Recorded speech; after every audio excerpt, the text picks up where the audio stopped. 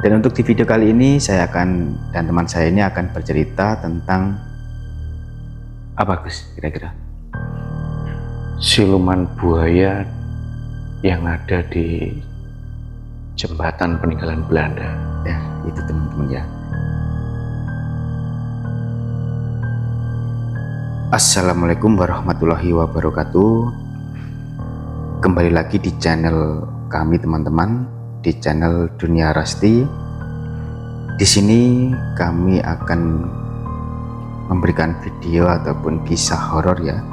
Ini sudah beberapa hari kami gak ngonten, dan untuk kali ini kami akan bercerita ya, tetap bersama saudara saya, tetap bersama teman saya. Sebut aja panggilannya tuh Gus teman-teman. Terserah kalian mau panggil Agus ataupun yang lain. Kalau saya biasanya menyebutnya tuh Gus. Dan untuk di video kali ini dan teman saya ini akan bercerita tentang apa Gus kira-kira? Siluman buaya yang ada di jembatan peninggalan Belanda. Ya, itu teman-teman ya. Siluman buaya yang ada di jembatan peninggalan zaman Belanda. Dan di jembatan itu benar-benar ada teman-teman. Jadi di situ ada sebuah jembatan, ada dua ya, kalau di sini nyebutnya itu talang anyar dan talang lawas teman-teman. Tapi di situ jembatan itu adalah di talang lawasnya ataupun anyarnya itu Gus. Talang lawas. Kalau talang itu kan, talang itu jembatan, sebutan untuk jembatan yang di bawahnya ada saluran airnya Gus. Oh, ada saluran airnya. Iya, kalau jembatan itu murni jembatan saja. Jadi kalau talang itu kata orang sini itu jembatan yang di bawahnya juga ada saluran irigasinya, buat mungkin itu buat persawahan atau yang lain ya Gus ya. Iya. Jadi untuk ceritanya teman-teman ya, langsung saja biar diceritakan sama teman saya ini gimana cerita awalnya sampai akhirnya. Silahkan kalian dengarkan baik-baik dan perhatikan baik-baik teman-teman. Gimana Gus ceritanya awalnya itu Gus? Sebenarnya kejadian ini ketika saya masih SD Gus. Ini masih SD itu Gus ya? Masih SD. Bukan saya mengalami langsung, cuma saya itu saya salah satu saksinya. Ketika itu kepanikan yang luar biasa. Ada teman dari kakek saya, dulu kakek saya itu seorang penjahit Gus. Dan di situ tepatnya di pasar desa, jantung desa. Apa itu jantung desa Gus kira-kira Gus sebutannya? Apa daerahnya ataupun yang lain? Daerah, katakanlah ibu kota desa lah. Ibu kota desa Gus. Ibu kota desa, pusat keramaian desa. Nah, di situ waktu itu teman kakek saya itu pasti kalau belanja mengantar istrinya itu selalu mampir ke situ Gus ya. Mampir ke setan tempat menjahit kakek saya. Dan di situ sambil menunggu istrinya belanja di pasar, ya ngobrol-ngobrol lah, mesti ngobrol sama kakek saya ya. Dan kemudian waktu itu teman kakek saya ini tiba-tiba pamit untuk membeli rokok Gus. Ke pasar itu atau ke toko yang lain? Toko sebelah. Toko sebelah pamit untuk membeli rokok dan keluar. Kemudian setelah keluar, beliaunya itu kembali, tapi terus bilang gini, "Mas, iki bojoku wis rampung. Aku tak nyuwun pamit kundur."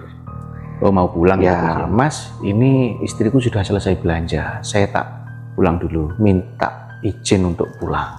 Seperti itulah kira-kira. Dan kemudian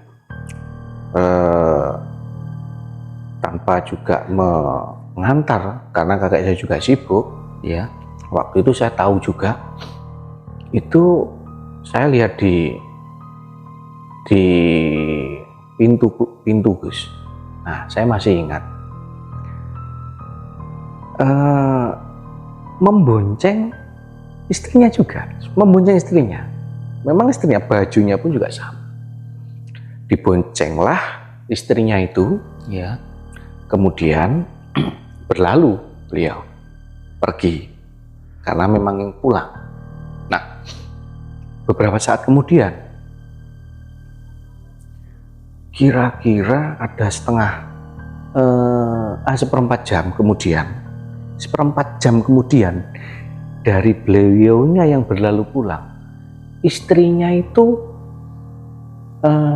kembali dari pasar, Gus. Dari pasar, bukan dari yang lain loh, dari pasar, dari dalam pasar. Itu tadi Gus ya. Iya, yang dibonceng itu kembali dari dalam pasar, masuk ke stand kakek saya itu tadi. Saya juga tahu. Bilang gini loh, Mas, lah bapak arek mau ning ndi? Itu tanya ke siapa Gus? Tanya ke kakek saya. Oh, ke kakek sampean ya. Terkejut lah Gus. Saya pun juga terkejut. Tuh, kakek saya juga bilang, loh, lah wong mau wis pamit mulih kok. Wong yo karo sampean loh. Loh, lah wong sik tas rampung lek blonjo. Loh, tadi loh pamit sama saya. Dengan jenengan juga, dengan sampean juga mau pulang. Dan disaut sama ibu tadi, loh, saya lo baru selesai belanja di pasar itu. iya. Akhirnya kepanikan di situ Gus, mulai muncul kepanikan, tanda tanya besar juga. Saya pun juga Panik juga itu. panik, soalnya saya tahu sendiri, Iya. aku lo kok mau roh nganu apa mbae wis pulang karo Mbah Putri. Oh, sampean bilang gitu. Iya, karena saya tahu sendiri, Iya, iya. makanya saya kan bilang sama kakek saya. Iya, iya benar. Nah, kemudian loh, apa iya Talen? Iya, itu saya pastikan. Semua terkejut, Gus. Semua terkejut. Akhirnya, waktu itu kan ya, udah ada HP, Gus. Telepon duduk aja Belum ada, Gus. Belum ada. Berarti Akhirnya, sampean masih kecil itu Gus ya. masih kecil. Oh, Itu sekitar tahun 96, 97. iya, iya. Nah, akhirnya si Mbah Putri tadi duduk dengan pasrah menunggu di dalam stand jahitan kakek saya. Nah, sekitar 1/4 jam kemudian si Mbah Kakungnya kembali, Gus. Oh, kembali ke situ lagi Gus. Kembali ke situ lagi. Kembali ke stand jahitan Mbah Kakung saya tadi. Mendapati istrinya ada di sana. Tetap di situ. Terkejutlah semua. Aneh kan? Iya, iya. Ceritanya seperti ini. Ternyata Iya. pengakuan dari Mbah Kakung tadi itu sudah bertemu dengan Mbah Putri yang saya tahu sebelum Mbah Putri keluar dari Mbah Putri yang asli keluar dari asli. pasar. Itu Nah, tadi ya. kemudian si Mbah Kakung tadi itu diajak sama Mbah Putri. Ya Mbah Putri, wujudnya ya Mbah Putri. Sama lah, sama persis Gus ya.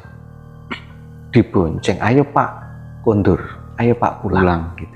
Pulanglah, katanya, kata si Mbah Kakung, sesampainya di jembatan, di talang lawas peninggalan Belanda itu Iya, tadi, iya, iya. si Mbah Putri nyeletuk, Pak mandek sih, aku kudu nguyuh. Oh, dia bilang gitu Gus ya. Iya, tapi yang diherankan, kenapa kok minta berhenti di tengah-tengah jembatan, bukan di sebelum jembatan atau sesudah jembatan. Iya, iya benar. Di tengah-tengah jembatan, siang bolong Gus. Oh, itu siang Gus ya, nggak malam? Siang, Iya. siang, Terus? siang Gus. Setelah itu mana gitu Gus? Setelah itu, yang heran juga Mbah Kakung, kok ya menuruti apa yang dikatakan Mbah Putri itu. Jadi itu Padahal berhenti di situ jembatan. Gus ya. Berhenti di tengah jembatan, bener-bener berhenti di tengah jembatan, seolah antara sadar dan tidak sadar. Karena permintaan Mbah Putri itu tadi sepertinya juga sulit ditolak, tidak tahu dorongan apa. Iya, iya. Berhenti di tengah, begitu berhenti Mbah Putri turun, nah tiba-tiba mesin itu mati Gus katanya. Mesin sepeda itu Gus? Mesin sepeda mati seperti seolah kehabisan bensin. Dan akhirnya Mbah Kakung itu menunduk ke bawah ke karburator untuk mengecek. Oh, melihat lah Gus ya. Nah, ditutup gitu loh, di kop. Kalau orang itu sama di starter gitu loh. Karena menunduk, tidak memperhatikan Mbah Putri itu tadi kemana. Jadi fokusnya ke karburator itu? Fokusnya ke karburator.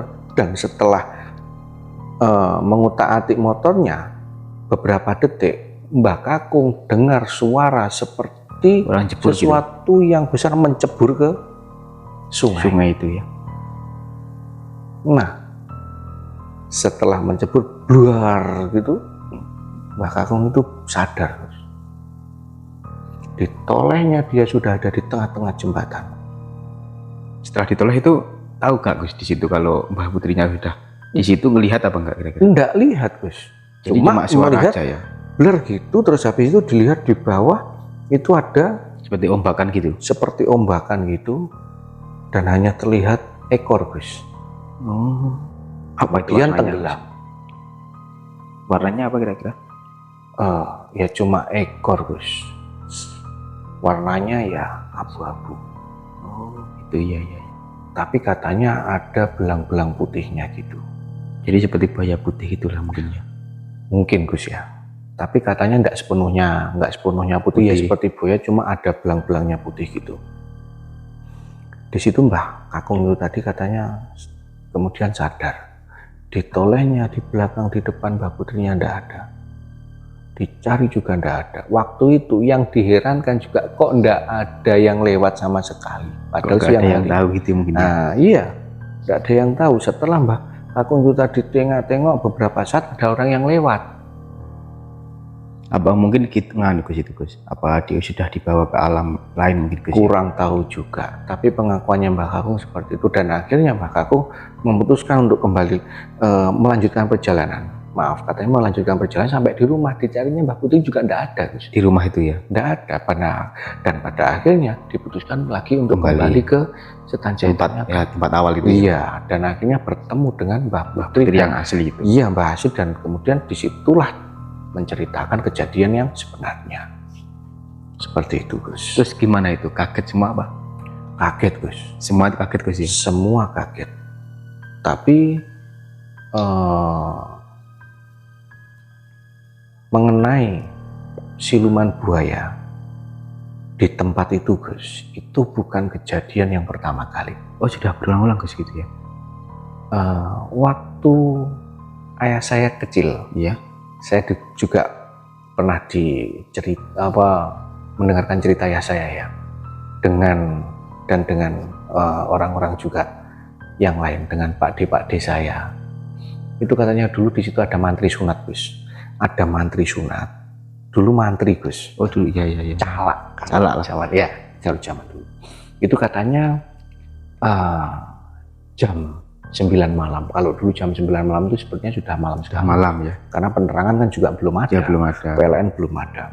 Itu didatangi oleh seseorang. Di situ beliau katanya diundang untuk menyunat.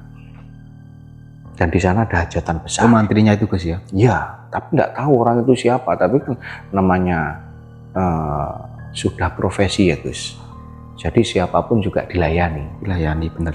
Nah, dengan tanggal yang ditentukan dan jam yang ditentukan, beliaunya berpesan, Pak, saya minta tolong untuk tepat waktu.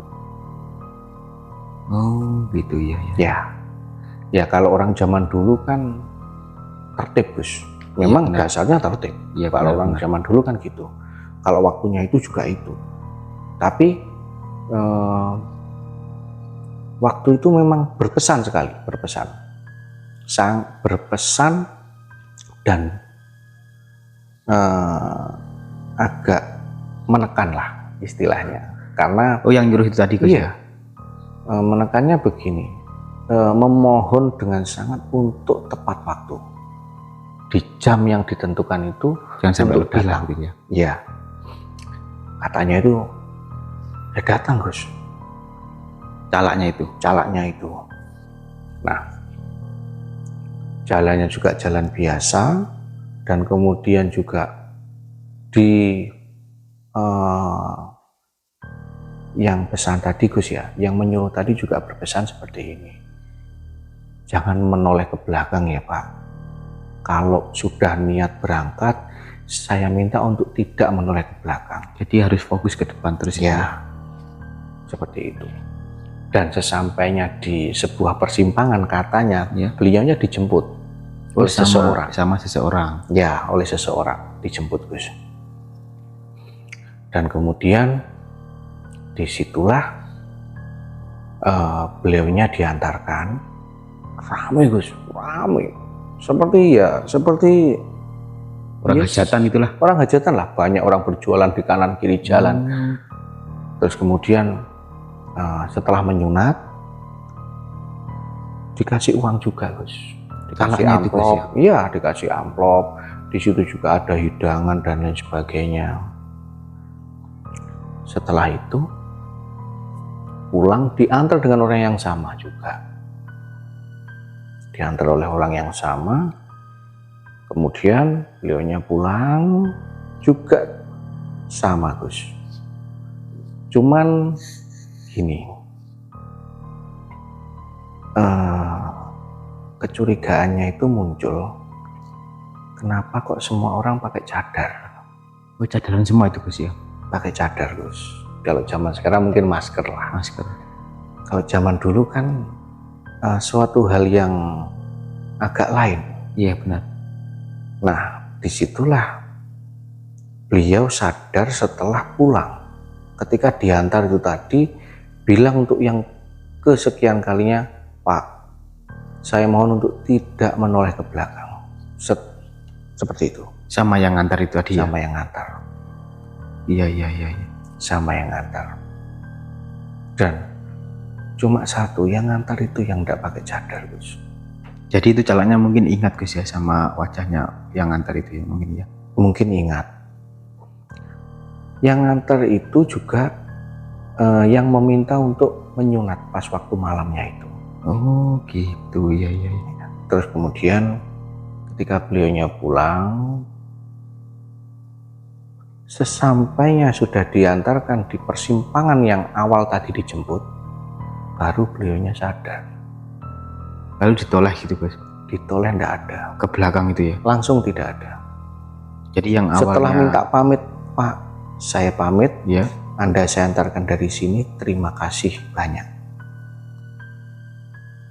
Nah, setelah itu beliau yang mengantar tadi itu balik badan pulang. Cuma selang beberapa detik, ditoleh sudah tidak ada. Jadi yang awalnya ramai tadi langsung hilang seketika gitu Gus. Langsung hilang. Iya. Langsung hilang. Nah, kemudian sesampainya di rumah, dilihatnya amplop yang dikasih tadi yang berisi uang itu ya. Awalnya uang itu berubah menjadi daun bambu Gus. Semua itu Gus. Daun bambu kering. Ya, daun bambu kering. Daun bambu kering. Iya. Terus setelah itu apa tanggapannya itu orangnya Gus? Ya, Terkejut ataupun gimana? Gimana ya? Kalau orang dulu itu jiwa ikhlasnya itu luar biasa ya. Luar biasa. Iya, benar. Jadi ya tidak menyesal Gus. Karena dia mungkin sudah tahu Gus ya. Nah, mungkin dia juga sudah tahu. Oh, langsung tanggap. Oh iya, berarti aku mambengi iki asine diundang ning alami siluman. Berarti di tempat itu tadi Gus ya. Di tempat itu tadi. Yang juga. tadi sama kakeknya sampean itu ya. Tapi Beda lewat tempat yang itu. bawah Gus. Di bawah itu tadi Gus. Lewat bawah. Ada jalan, memang ada jalan untuk Iya, ke bawah itu. Jalannya itu memang untuk truk cari pasir, cari batu, memang di situ. Dan dia juga baru ingat pas waktu dijemput dan diantar pulang di persimpangan itu persimpangan arah mau ke Sungai itu. sungai itu lewat jalan truk itu tadi Gus. Oh, Sebetulnya dia tahu, cuman ketika masuk itu rame Gus. di situ ya. Iya. Tapi ketika setelah diantar dan orang yang mengantar itu mohon pamit, tiba-tiba sepi dan ya gelap Gulita ya. Gelap yang awalnya Ramai. banyak Penerangan, lampu stongkring ya, zaman dulu itu lampu stongkring itu gelap. Nah, di situ Pak Mantri itu, Pak Calak itu tadi sadar, Gus. Sadar, ketika dibuka pun juga buktinya yang awalnya dilihat itu benar-benar uang ternyata berubah menjadi daun bambu. Akhirnya beliau menyadari, tapi juga katanya sedikit ada rasa bangga lah, Gus. Bangganya gimana itu? Ya bangganya Apa karena bisa menyunat? ya menyunat. ternyata siluman itu butuh kitan juga. Iya benar. Nah, Butuh disunat juga gitu. seperti manusia pada umumnya Iya. juga, Cuma kan beda alam Gus ya. karena beda alam. Ya benar. Dan satu yang ditangkap dari Pak Calak itu tadi, katanya siluman buaya itu tidak punya lengkungan di bawah atas, hidung, ya di daerah di hidung ya, bibir, di bibir. bibir atas itu Iya. enggak ada. Itu katanya emang seperti itu Gus. Katanya iya memang itu. Seperti itu ya katanya. Iya. Dan katanya juga kalau siluman itu kalau jalan itu kayak beda gitu sama manusia. Ya, memang Beda, seperti benar ya? itu. Dan ketika setelah itu, Gus, Iya. setelah itu keajaiban terjadi, Gus.